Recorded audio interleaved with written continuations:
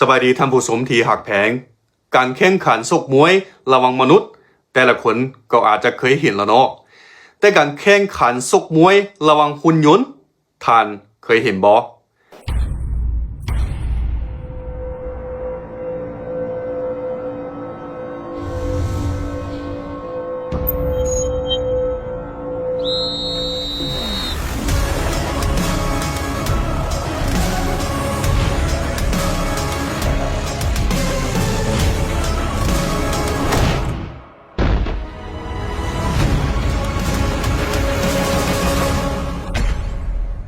วังมมานี่การแข่งขันชกมวยที่จัดขึ้นโดยวิทยุโทรภาพศูนย์กลางจีนหรือ CMG ได้จัดขึ้นอยู่นครหางโจวแขวงเจ้อเจียงจีน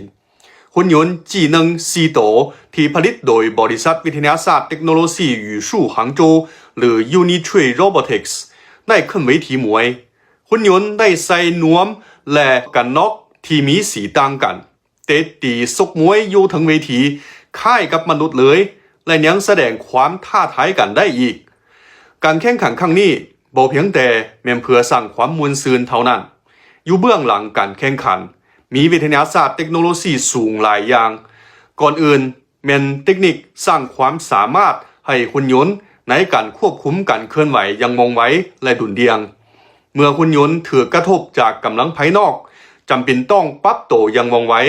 ถ้าว่าได้ล้มก็ต้องลุกขึ้นอย่างว่องไวอันที่2หุ่นยนต์ต้องทำปฏิกิริยาอย่างว่องไวและทั้งการโดยอิงตามคำสั่งควบคุมหรือการตัดสินด้วยตนเองในการชกมวยอาจจะต่ำกันแล้วล้มลงนี่ก็แสดงให้เห็นถึงความเข้มแข็งด้านองค์ประกอบและการออกแบบที่ทนทานจากการกระทบของหุ่นยนต์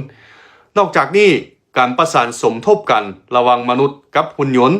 และการทำเหียนพันถังปัญญาประดิษฐ์หรือ AI ก็สำคัญหลายหุ่นยนต์ต้องเฮ็ดตามคำสั่งของผู้ควบคุมอย่างถูกต้องแม่นยำการแข่งขันชกมวยระหว่างหุ่นยนต์ครั้งนี้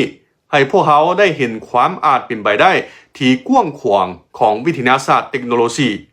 ในอนาคตหุ่นยนต์อาจจะมีบทบาทสูงในหลายของเขตท่านของคอยบอหรือมีความเห็นคือแนวใดคอมเมนต์บอกส่งแพงพูดต่อไปส่งแพงสิเลือกเอาตอนการแข่งขันที่ดุเดือดให้ทันสมพบกับใหม่สบายดี可能就是什么有点像咱们说这个传统武术当中打劈挂当然要不像第二回合这两个选手都在找对方的攻击的对方对对方在冲击的时候找破绽不过机器人要干啥呀机器人选手他没有软肋他只有硬肋都想用一次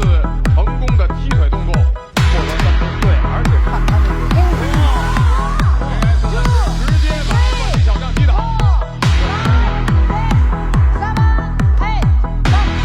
现在这两位各有一次倒地了对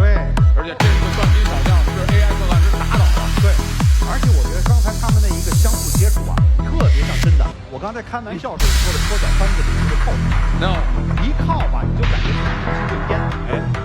而且我发现他们起立用这拳给的